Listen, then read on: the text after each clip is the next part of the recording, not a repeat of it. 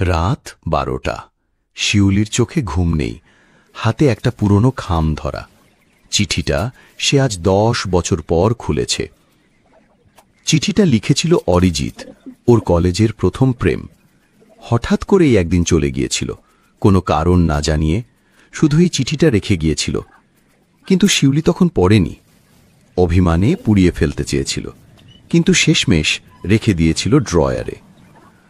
আজ হঠাৎ করে পুরনো বই ঘাঁটতে গিয়ে চিঠিটা বেরিয়ে আসে। শিউলি কাঁপা হাতে পড়ে। শিউলি, যেতে হচ্ছে, কারণটা তোমাকে বলতে পারিনি। জানি তুমি কষ্ট পাবে। বাবার হঠাৎ ট্রান্সফার আর সাথে কিছু পারিবারিক জটিলতা, তোমাকে নিয়ে যেতে পারতাম না। তুমি রাগ করবে, আমি জানি, কিন্তু বিশ্বাস করো, তোমার মঙ্গল চেয়েই দূরে যাচ্ছি। একদিন যদি মনে করো ক্ষমা করতে পারো, এই চিঠিটা পড়ো। ভালো থেকো, অরিজিৎ। চোখের কোণে জল এসে জমে। শিউলি চুপচাপ উঠে জানালার পাশে দাঁড়ায়। নিচে রাস্তায় হঠাৎ একটা বাইক থামে। একজন ডাক দেয়, শিউলি। সে চমকে ওঠে, এই গলাটা আজও ভোলেনি সে। চোখ মুছে নিচে তাকায়।